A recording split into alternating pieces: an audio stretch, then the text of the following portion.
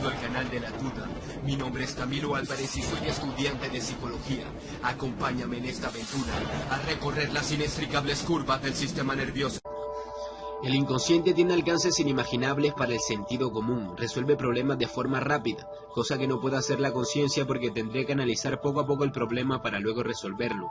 Sin embargo, estas resoluciones tan rápidas son muy susceptibles de fallos, por lo cual hay que saber pilotear el inconsciente. De hecho, decía un profesor el semestre pasado, en el pregrado de psicología los enseñan a utilizar la intuición porque no es lo mismo la intuición que la intuición educada.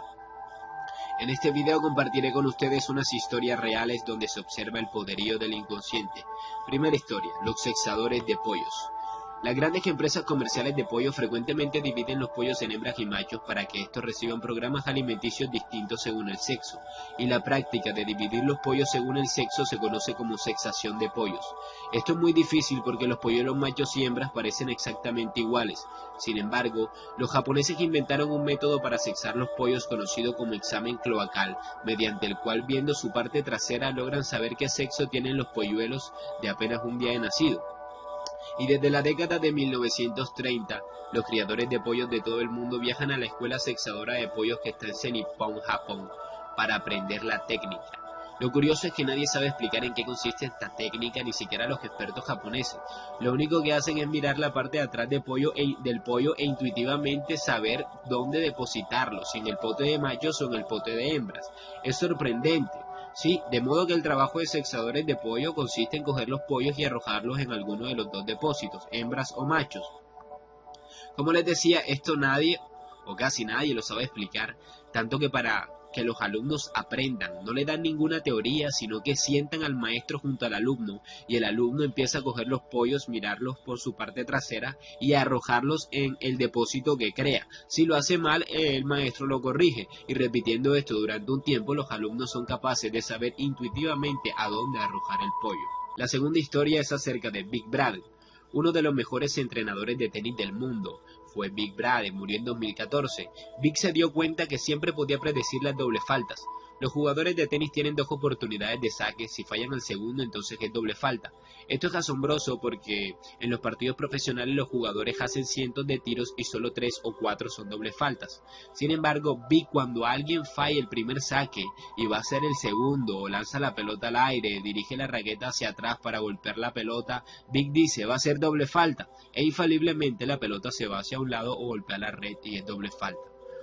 De hecho, él una vez dijo: me sorprendí anticipando doble faltas a chicas rusas a las que no había visto jamás en mi vida. En un torneo profesional por su casa acertó 16 de 17 doble faltas y él decía que estaba sorprendido por eso. La tercera historia es sobre un Kuros. Una vez un tipo se puso en contacto con un museo de California porque tenía un ejemplar casi conservado a la perfección de un Kuros, una estatua, y él le pedía al museo algo menos de $10 millones. El museo aceptó el Kuros, pero antes inició una exhaustiva investigación para constatar su autenticidad. Un geólogo pasó 2 días examinando la superficie del Kuros y concluyó que la superficie estaba cubierta por una delgada capa de calcita, lo que significaba que era vieja porque la estatua estaba hecha de dolomita, y la dolomita tarda cientos, cuando no miles de años en convertirse en calcita. Y esto constataba que no era una falsificación contemporánea. Pero el Kuros tuvo problemas cuando lo fueron a ver expertos en artes. Primero lo fue a ver el italiano Federico Seri. Él se quedó mirando las uñas de la escultura y le pareció que la estatua tenía algún defecto, aunque no pudo verbalizarlo en ese momento.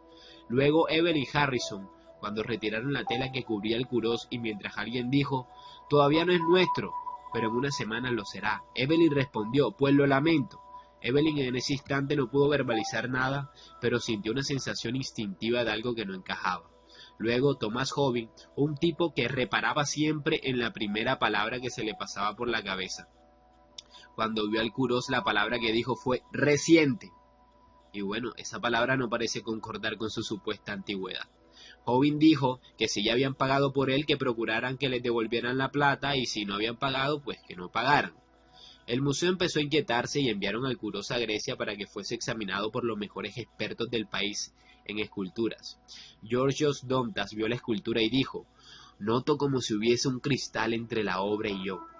Finalmente otro geólogo analizó el Kuros y concluyó que la calcita, que hacía suponer que era muy vieja la escultura, pues la dolomita tarda cientos o miles de años en convertirse en calcita, no era algo de fiar, pues la dolomita podría convertirse en calcita en unos meses si se le aplicaba a modo de patata. Finalmente, corroboraron por otros medios que la estatua era una falsificación contemporánea, así que resulta muy curioso los alcances que tiene la intuición. Por ejemplo, en este último caso, la tecnología de los geólogos demoró días en probar lo que expertos a partir de su maquinaria intuitiva lograron ver en unos segundos. Todas estas inferencias intuitivas se hacen a partir de unos pocos datos significativos. Por eso se hacen tan rápido. A partir de la conciencia sería muy difícil hacerlo. Tendríamos que conocer los microrrasgos de las cosas y lo que significan. Y esto lo hizo el psicólogo Paul Ekman con las emociones y las expresiones faciales. Su obra dicen que resulta sorprendente.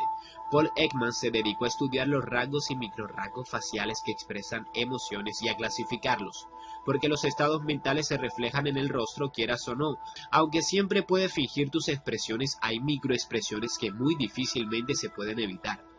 Algunas personas intuitivamente son buenas para descubrir mentiras, por ejemplo. De alguna forma han entrenado su inconsciente para que detecte las mentiras. Pero lo que hizo Paul es bueno. Es preguntarse, yo quiero saber cómo está haciendo el inconsciente para hacer tales inferencias. Y ahí están sus libros, los cuales son usados en múltiples contextos, como por ejemplo los policíacos.